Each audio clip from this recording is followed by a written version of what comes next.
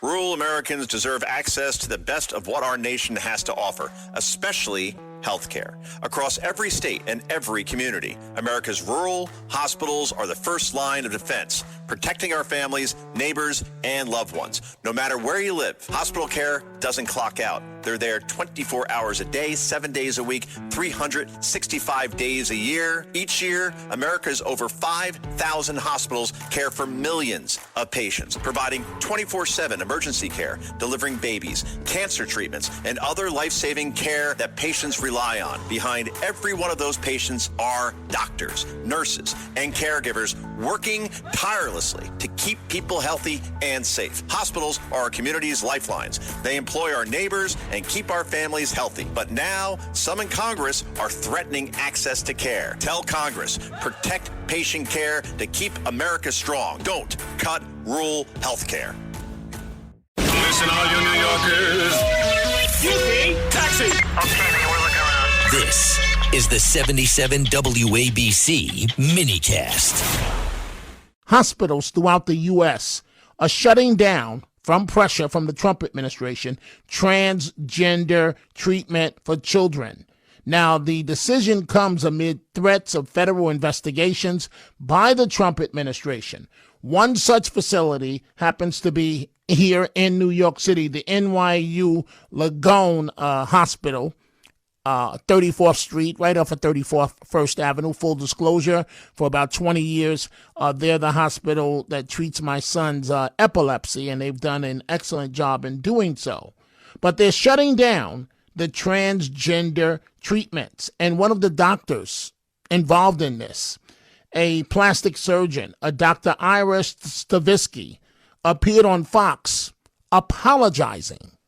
Dr. Ira Stavitsky joins us now. Ira, thank you. Dr. Stavitsky, sorry, I'm friends with you and your wife, so I'm used to saying Ira. Thank you so much for being here. Tell me what your training was like at NYU and what you had to witness when it came to children and these surgeries. Well, Ainsley, first of all, thank you for having me. You know, first I want to start off by apologizing to all these children who underwent irreversible, life-altering surgeries. And as a father to 3 young children, and as a physician who took an oath to do no harm, I failed to speak up. And, I just want to thank President Trump for having more clarity on this. And our society finally came out strongly against this. So, like you mentioned, training, you're at the #1 plastic surgery program. You're just grateful to be there. Mm-hmm. There's no room to speak up. Right. You're a soldier. Because if you left, you wouldn't get your degree. You wouldn't become a doctor. Yeah, you work so hard to get there. You don't want to make waves. Right. I understand that. You're young. You're, right out of medical school. Now you're in training, I guess. And you don't want to speak up because you have these older men that you respect, or women that you respect so much, that are these surgeons. What did you see? What did you have to witness? How old were these children that were on the table having these surgeries? As young as 13, teenagers. I can only imagine what the parents were going through. I mean, they're told that their child is going to kill themselves if they don't have these surgeries. They're pressured. And what are you supposed to do? You drop everything to do the right thing for your child. And, I think that, unfortunately, there was a lot of financial motivation with these institutions. 2016, New York State passed anti-discrimination laws. That's a lot of it, too. Right. Well, now they're saying, so what happened in this case?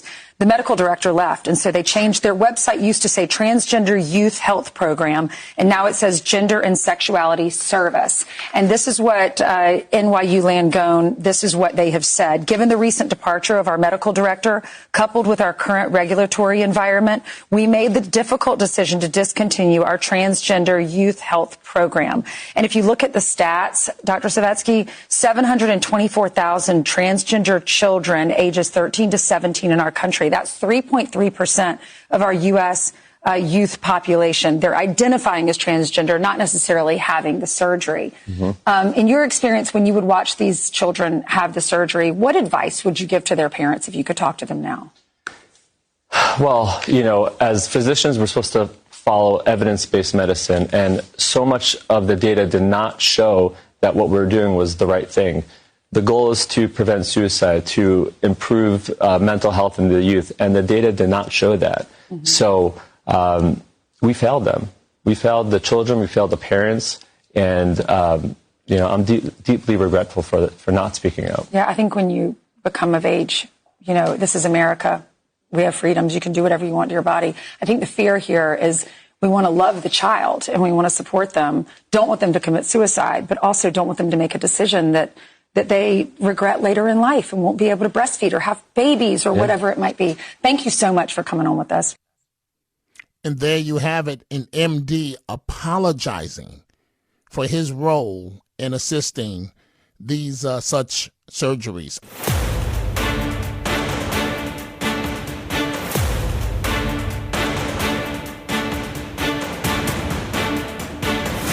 Now, from New York City to the world, it's Dominic Carter.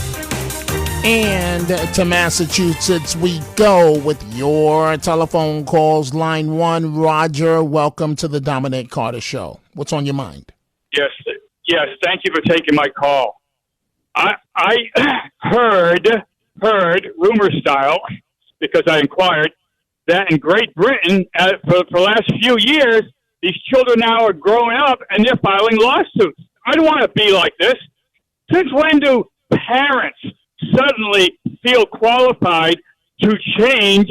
I mean, we all know this is absolutely, I don't know what it is. Very wrong, very wrong. It's a kind of a decision that someone makes when they turn 18 years old.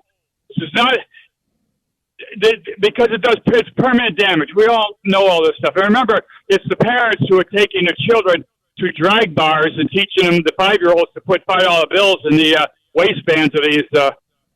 It's terrible so-called parenting, which, by the way, and they're blaming social media now, too. And down there in Washington, D.C., Zuckerberg and everybody else is going to court because,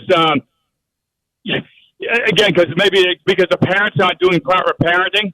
Hey, I can go on, but that's the point I wanted to make with the lawsuits, and it's permanent damage. Roger, something has to give in terms of too many of these such situations are happening around the country. But for a moment, let me try and argue the other side, just for a moment, and listening to the doctor, right? So sometimes there are children in life. I've encountered children, right? Young age, like 3, 4 years old. And you meet the child and you're like, this child was born the wrong sex. Seriously, Roger. Sometimes you can tell as young as that. So if that child grows up and then, wait a minute, and then tells mommy or daddy that if I'm not allowed to be free, to be myself, I'm going to kill myself. You just heard the doctor. You heard what the doctor just said. So then what happens in that situation as far as you're concerned?